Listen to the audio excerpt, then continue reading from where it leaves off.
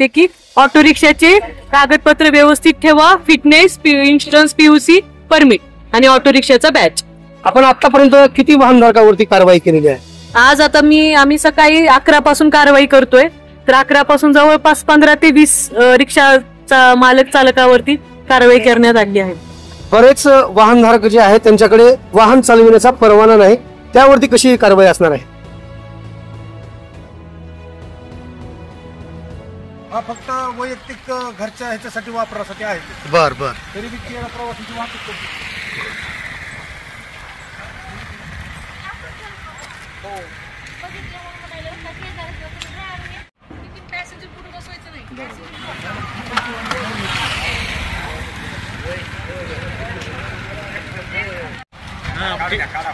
टीव्हीवर येते.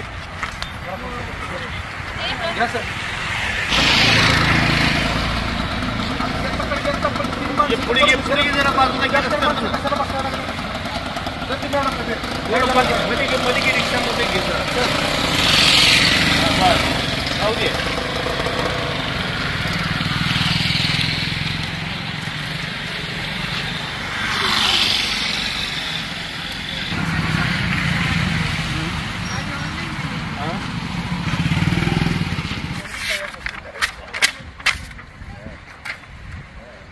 आणि मंगलला सांग ते गाड्या साध्या लावल्या त्याच्यावर रिझर्वेशनसाठी काढलेल्या गाड्या झालेल्या आहेत.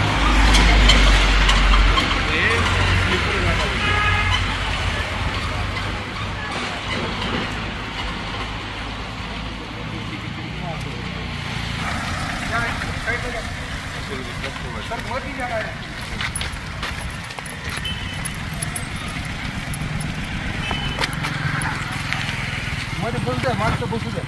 कुठं निघाला तुम्ही?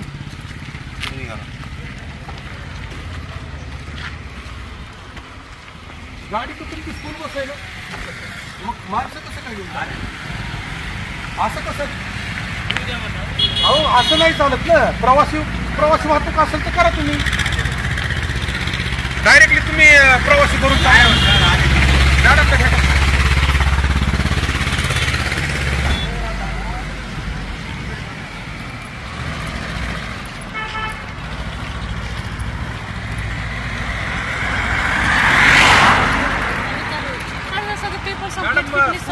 प्रवासी वाहतूक.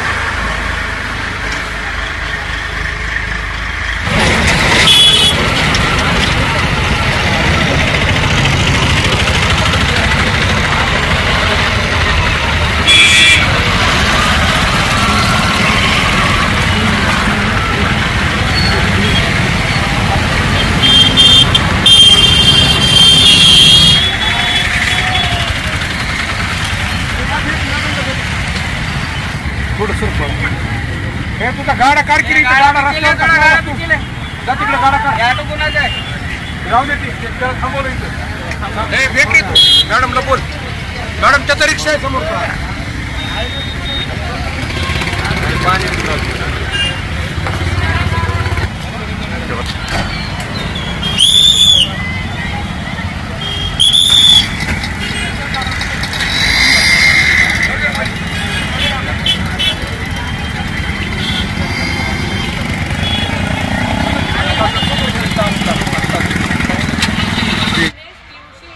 गाडीचा मालक आहे त्याच्यावर येते. 22 पासून नाही येते गाडीची, त्यासाठी तुझी गाडी मध्ये आणली. गाडीचं फिटनेस संपलेलं आहे, फिटनेस, इन्शुरन्स, सगळं संपलेलं गाडी. लायसन्स बरोबर मागवतो म्हणलं. लायसन्स असेल, बॅज असेल तर ठीक आहे, पण फिटनेससाठी तुझी गाडी आणली. आणि फिटनेस आता नाही, 2022 पासून संपलं. तुला एक तर दंड भरावा लागेल आता, तर गाडी डिटेन करावं लागेल. 5 जानेवारी रोजी जी बातमी करण्यात आली होती, वाहनधारकांकडे वाहन चालविण्याचे परवाने नाहीत, अनेक वाहनधारकांकडे कागदोपत्र नाहीत. बातमी आम्ही 5 जानेवारी रोजी प्रसिद्ध केली होती. त्या बातमीची दखल घेत लातूर RTOनी दखल घेऊन आता तुम्ही बघू शकता या ठिकाणी धडक कारवाईला सुरुवात करण्यात आलेली आहे. माझ्यासोबत सहाय्यक मोटार वाहन निरीक्षक अधिकारी आहेत. मॅडम, किती दिवसापासून हा आपला उपक्रम सुरू आहे? 1 जानेवारीपासून उपक्रम चालू आहे. एका महिन्यासाठी हा राबवण्यात येतो. 1 जानेवारी ते 31 जानेवारी. तर आता सध्या जे आहे सुरक्षा अभियान सुरू आहे, काय आव्हान करणार आहात वाहनधारकांना? आता सध्या ऑटो रिक्षावरती कारवाई करतोय. तर ऑटो रिक्षासाठी तुम्हाला कोणते कागदपत्र महत्त्वाचे आहेत? ऑटो रिक्षाचं पहिला बॅच, तुम्हाला लायसन्स पाहिजे, परमिट, इन्शुरन्स, PUC आणि फिटनेस, या 5 गोष्टी तुमच्या ऑटो रिक्षासाठी लागतात. आता काही लोकांचं म्हणजे एक मिसअंडरस्टँडिंग झालंय की इन्शुरन्स काढलं की संपला विषय, काही गरज नाहीये. तर फिटनेस किंवा PUC जोपर्यंत नसेल तेव्हा तुमच्या इन्शुरन्सचा काहीही फायदा नाहीये, क्लेम भेटणार नाही. तर मी एवढंच लोकांना, ऑटो रिक्षा मालक जे आहेत, चालक मालक, त्यांना मी आवाहन करते की ऑटो रिक्षाचे कागदपत्र व्यवस्थित ठेवा, फिटनेस, इन्शुरन्स, PUC, परमिट आणि ऑटो रिक्षाचा बॅच. आपण आतापर्यंत किती वाहनधारकावरती कारवाई केलेली आहे? आज आता आम्ही सकाळी 11 पासून कारवाई करतोय. तर 11 पासून जवळपास 15 ते 20 रिक्षाचा मालक चालकावरती कारवाई करण्यात आली आहे.